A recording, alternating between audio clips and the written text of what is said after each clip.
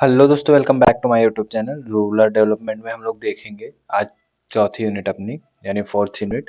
दोस्तों, अगर आपने 3 यूनिट नहीं देखी है तो चैनल पर विजिट जरूर कर लीजिएगा। तो चलते हैं, सबसे पहले देखते हैं कि चौथे यूनिट में है क्या।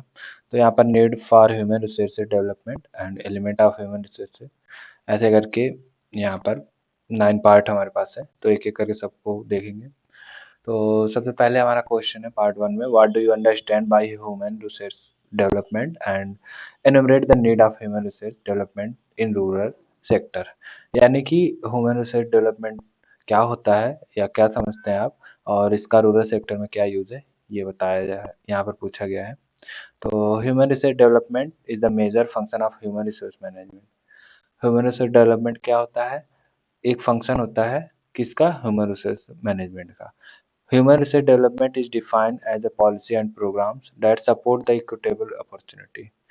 Human resource development एक पॉलिसीज होता है, एक नियम होता है, या एक प्रोग्राम कह सकते हैं होता है, जो कि लोगों के लिए इक्वल अपॉर्चुनिटी प्रोवाइड करता है। It is necessary to continuing acquisition and application of skill and knowledge which beneficial individual, organization and equally beneficial to the community। ऐसा नहीं है कि ह्यूमन रिसोर्स डेवलपमेंट केवल इंडिविजुअल लोगों को बेनिफिट करता है या ग्रुप में लोगों को बेनिफिट करता है। ये दोनों टाइप के लोगों को बेनिफिट करता है, चाहे वो ग्रुप के हों, चाहे वो इंडिविजुअल हों। Human resource development India consist urban development and well as rural development. ये जो ह्यूमन रिसोर्स डेवलपमेंट है, ये शहर के निर्माण में काम आता ही है, यानी कि जो हमारा अर्बन एरिया है उसके डेवलपमेंट में काम आता ही है। साथ ही साथ हमारा गांव के रूरल एरिया के डेवलपमेंट में भी काम आता है। अब need for human resource development in rural sector. तो human resource development is broadly define and increasing people's knowledge, awareness and skills. क्या होता है कि ह्यूमन रिसोर्स के द्वारा ही लोगों के अंदर नॉलेज, अवेयरनेस एंड स्किल आती है, and it plays a significant roles of development and individual and families। ये क्या करता है? सिग्निफिकेंस रोल निभाता है इंडिविजुअल में एंड फैमिलीज के बीच में। Many of the rural people lack marketable skill. जो गांव के लोग होते हैं उन्हें मार्केट के बारे में जानकारी मिलती है, स्किल वो सीखते हैं कि कैसे हम लोग ज़्यादा से ज़्यादा अर्न करें और कैसे कैसे हम लोग सर्वाइव कर सकें। ये सारी जानकारी एचआरडी के अंदर मिलती है। On wide scale HRD can improve socio-economic outcome as well as, दोस्तों आप कह सकते हैं कि HRD की अंतर्गत हमारा सोशल एंड इकोनॉमिकल ग्रोथ भी होता है। This is specially beneficial for main and women.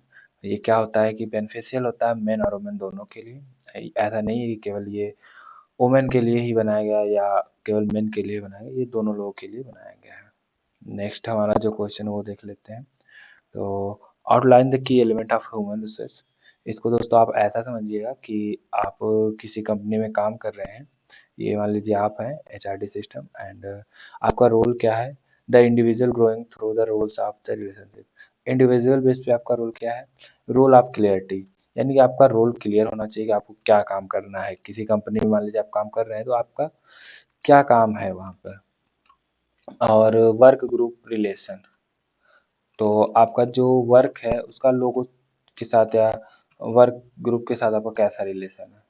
Opportunity of learning, यानी आपके अंदर अपॉर्चुनिटी होनी चाहिए या आपको ऐसा अपॉर्चुनिटी प्रोवाइड कराना चाहिए जिससे आप कुछ सीख सकें। इंडिविजुअल आइडेंटिटी, आपकी इंडिविजुअल आइडेंटिटी होनी चाहिए। Relating work and life goal, ऐसा नहीं है कि आपको कोई भी काम मिल गया आप करे जा रहे हैं, कार्य करे जा रहे हैं, आपका मन भी नहीं है, तो ऐसा नहीं होनी चाहिए। मीनिंगफुल सपोर्ट फ्रॉम सुपरवाइजर, और आपका जो भी सपोर्ट है वो ऊपर से आपको अच्छे से मिलता रहे। फिर है दोस्तों वर्क इटसेल्फ मोर रिस्पॉन्सिबिलिटी। अब आपका वर्क क्या है कि आप अच्छे से रिस्पॉन्सिबल होकर वर्क करें। उसमें क्या है कि आप अपना फीडबैक देखें परफॉर्मेंस के हिसाब से, अपना वर्क का क्या गोल है वो क्लियर कर लें। Favour control, job freedom and involvement and decision making. उसके बाद दोस्तों है work output quality of product, यानी आप जो काम कर रहे हैं उसका आउटपुट जो निकल रहा है वो क्या हो, वो क्वालिटी बेस पे हो। तो इंग्रेज रिस्पॉन्सिबिलिटी, उसमें आपकी क्या रिस्पॉन्सिबिलिटी है। इंटर ग्रुप कोलोब्रेशन, ग्रुप के साथ आपको कोलैबोरेशन कहता है। रिवार्ड ऑफ क्वालिटी यानी जो भी आपने काम किया है उसका आपको रिवार्ड मिले।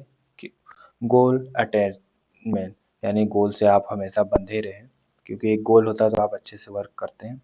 अब organizational function and structure open system, अब अगर आप हैं तो आपका ऑर्गेनाइज के साथ कैसा संबंध होना चाहिए। क्लाइमेट ऑफ क्रिएटिविटी, आपके अंदर क्रिएटिविटी होनी चाहिए। टू वे कम्युनिकेशन यानी कि आप दोनों तरीके से बात कर सकें, ऐसा नहीं कि सामने वाला सिर्फ बोलते जा रहा है और आप उसके साथ बात करने में हिचकिचाहट ला रहे हैं, आप कर नहीं पा रहे हैं, तो ऐसा नहीं होना चाहिए। आप भी बात करें, खुलकर बात करें। एबिलिटी टू चेंज, आपके अंदर एबिलिटी होना चाहिए कि आप कोई भी नया आइडिया वगैरह लाकर चेंज कर सकते हैं। System perspective, respect for individual and organization development supervision, वही बात है दोस्तों, आप अपने भी रिस्पेक्ट करें और जो भी इंडिविजुअल लेवल पे या ऑर्गेनाइजेशन लेवल पे आपका बॉस वगैरह है उनका भी आप सिंपली क्या करें, रिस्पेक्ट करें। तो आप ऐसे समझ सकते हैं कि अगर एक सिस्टम है उसमें इंडिविजुअल लेवल पे, ऑर्गेनाइजेशन लेवल पे, वर्क लेवल पे और वर्क इटसेल्फ लेवल पे कैसे आप वर्क कर सकते हैं। उसके बाद हमारा है next question, explain the concept of human resource development dimension. अब दोस्तों जो ह्यूमन रिसोर्स डेवलपमेंट डायमेंशन है ये अगर आप पढ़ लेंगे एक बार तो लास्ट में 2-3 पॉइंट जो हमारा आएगा, जितने भी डायमेंशन वाले क्वेश्चन आएंगे सब में सेम ही रहेगा, तो मैं यहाँ पर बता देता हूँ। The notation of human resource development dimension is very complicated and integration of several approaches has involvement of variable of multiple nature। Human resource क्या है कि मल्टीपल एंड चारों तरफ से दोस्तों ये क्या होता है कि शामिल होता है एंड जो भी इसका मल्टीपल नेचर्स है उसके कारण ये डेवलपमेंट में बहुत काम आता है। In terms of building resource of rural area the dimension of human resource development are primary importance. अगर हम लोग रूरल डेवलपमेंट की बात करें तो HRD जो है वो फर्स्ट नंबर पे आता है, यानी प्रथम उसको आप ये कह सकते हैं कि उसको पहले स्थान पे रखा जाता है। Human resource development dimension he occupies central position geographical study of rural area. जो ह्यूमन रिसोर्स डेवलपमेंट है वो सेंटर पॉइंट होता है लोगों के जियोग्राफिकल एंड स्टडी के माध्यम से, यानी कि अगर आप रूरल डेवलपमेंट की बात करते हैं तो ह्यूमन रिसोर्स डेवलपमेंट वहाँ पर सेंटर, यानी आप ये कह सकते हैं कि रूट मुद्दा होता है, यानी जड़ का मुद्दा क्या होता है, human resource development. It is the basic upon the other kind of development peace and prosperity population rural area depend. ये क्या करता है कि किस पे बेस होता है दोस्तों, प्रॉस्पेरिटी, पीस और कैसी पॉपुलेशन है उस एरिया की, उन चीज़ों पे डिपेंड करता है। Right short note on human resource development health.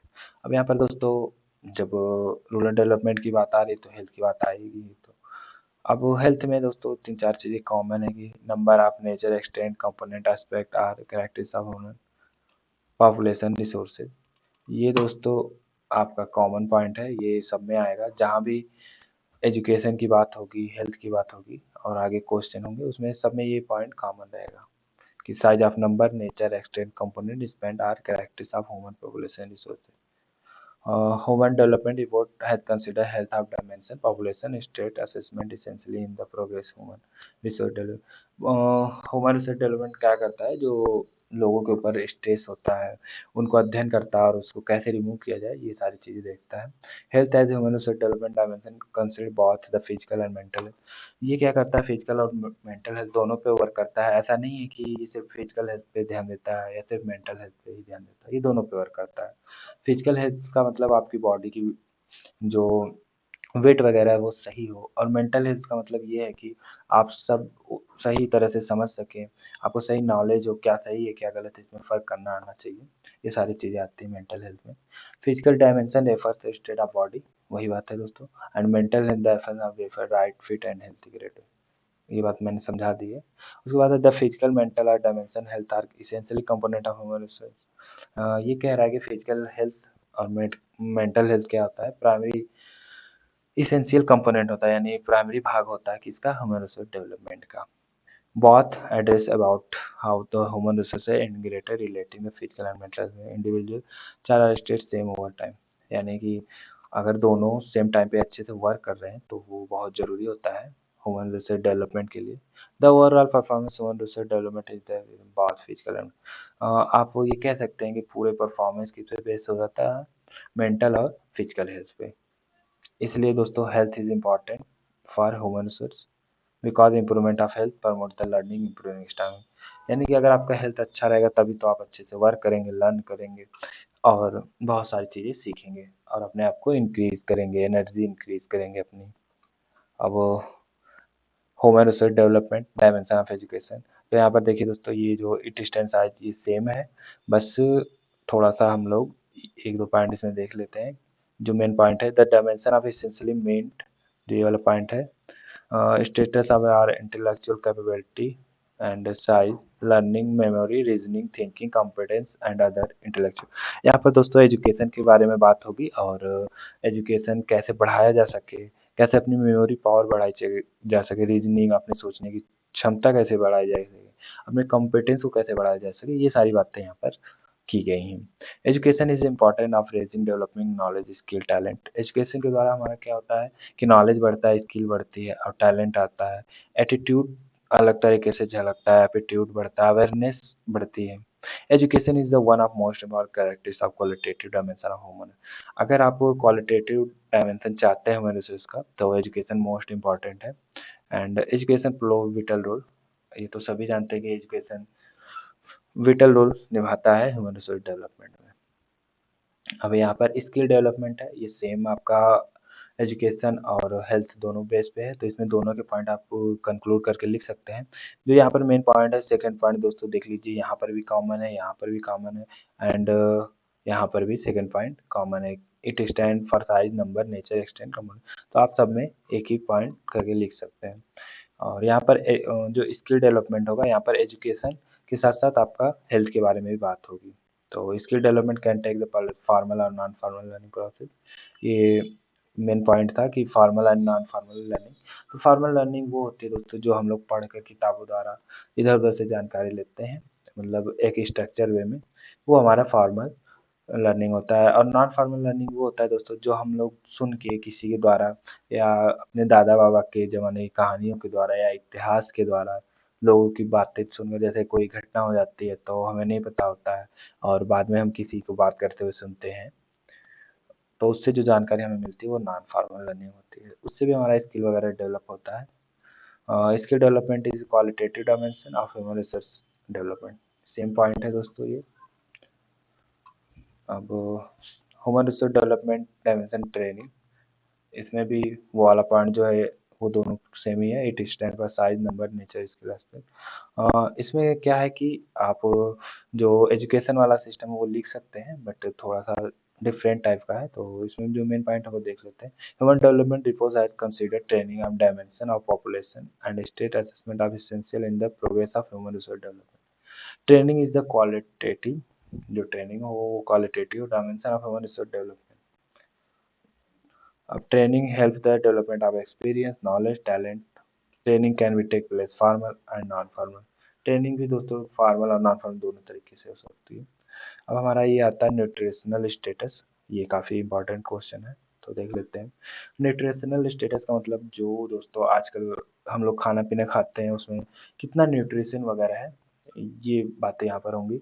तो nutritional state measure of health condition, जितना हम लोगों के खाने में न्यूट्रिशन अच्छा होगा उतना हमारा हेल्थ भी अच्छा होगा।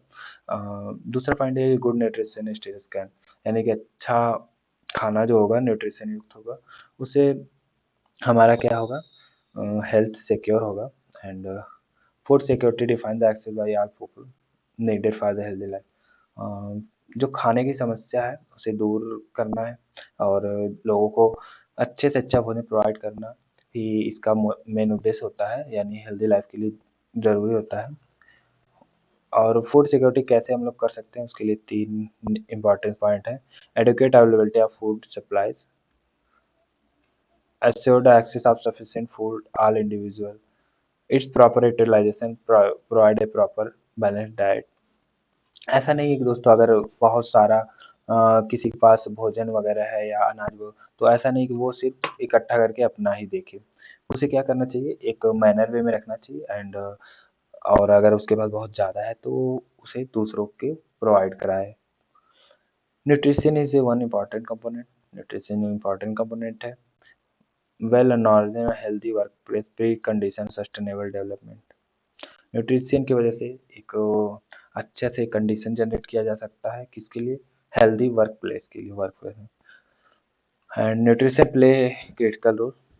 सेम है दोस्तों कि न्यूट्रिशन भी क्रिटिकल रोल निभाता है हमारे सेल्फ डेवलपमेंट में। क्योंकि दोस्तों अगर हेल्दी लोग होंगे तो हेल्दी वर्क होगा, एंड हेल्दी वर्क होगा तो काम अच्छा होगा। यहाँ पर वही पॉइंट लिखा हुआ, better health and nutrition can play increase workers, तो ये आप कर सकते हैं। Access of basic amenities. अब यहाँ पर एम्यूनिटीज की बात हो रही, तो इम्यूनिटीज आपको पता है कि जिसकी जितनी इम्यूनिटीज मजबूत होती है वो उतना अच्छे से सर्वाइव करता है, उसकी लाइवलीहुड अच्छा होता है। क्योंकि कोरोना टाइम पे इम्यूनिटीज पे ज़्यादा जोर दिया गया था। तो access of basic amenities like drinking water, sanitizer, electric, housing, dragging, जो दोस्तों पहले यूनिट की मेन उद्देश्य था, वही अगर किसी को मिलता है तो वो बेसिक इम्यूनिटी के अंतर्गत आता है।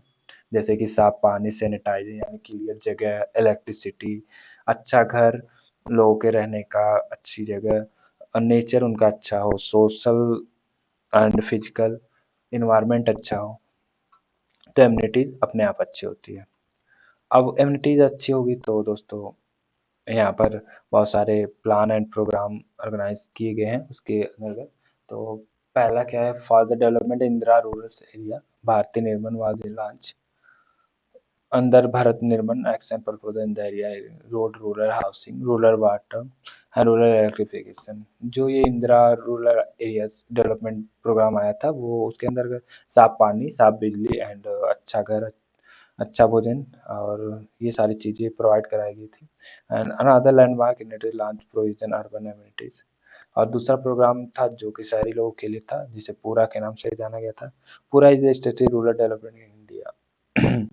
पूरा जो है वो रूरल डेवलपमेंट इंडिया में जो है उसके लिए चलाया गया था। And the primary objective of the scheme of provision of livelihood.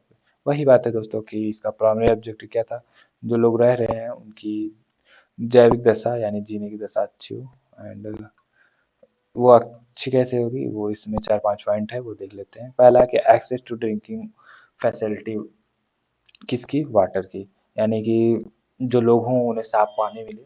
India में 40% ऐसे लोग रहते हैं जिन्हें पानी ही नहीं मिलता है, और 20% ऐसे लोग हैं जिन्हें एकदम ही पानी नहीं मिलता है। 40% दोस्तों ऐसे लोग हैं जिन्हें मतलब गंदे वगैरह पानी मिल जाते हैं, साफ पानी एक्सेस नहीं है। तो ये सारी चीज़ें दूर करनी होगी। एक्सेस टू सैनिटाइजिंग फैसिलिटी, साफ सुथरा इन्वायरमेंट बनाना होगा, ऐसा नहीं है कि गंदे एरिया को रखना होगा। And access to electricity use are domestic purpose, जितने लोग हों उन्हें इलेक्ट्रिसिटी मिले। यहाँ पे एक पॉइंट मेंशन है, allow the official element indicate that 85% Indian village are the electrified and fewer than 60% of Indian household actually consume electricity. यानी कि 85% लोग जो हैं वो इलेक्ट्रीफाइड नहीं है, एंड 60% लोग जो हैं वो इलेक्ट्रिसिटी का यूज़ करते हैं। तो आप समझ सकते हैं कितना वो है। एक्सेस ऑफ क्वालिटी हाउसिंग, यानी लोगों के पास अच्छा घर हो, जिसमें आपका आता है इंदिरा आवास योजना, ये सारी चीज़ें हैं। And access to drainage arrangement, यानी इसमें हेल्थ वगैरह की बातें की गई हैं। तो ये सारी पॉइंट है, आप देख सकते हैं। उसके बाद है हमारा पॉपुलेशन कंपोजिशन। तो what do mean by population composition? तो to understand the role of people and resource we need to know more about their quality, यानी लोग कैसे हैं, उनका वर्क कैसा है और उनके अंदर क्या क्वालिटी है, ये सारी चीज़ें जानना। किस बेस पे? एज के बेस पे, पढ़ने लिखने के हिसाब से, हेल्थ के हिसाब से और इनकम के हिसाब से। जहाँ पे ये सारी चीज़ें जानी जाती है वही कहलाता है हमारा population consumption. And it is essential to understand this characters of the people, यानी कि लोगों के कैरेक्टर्स कैसे हैं, कैसे लोग रहते हैं, ये सारा चीज़ें भी जानना ज़रूरी होता है।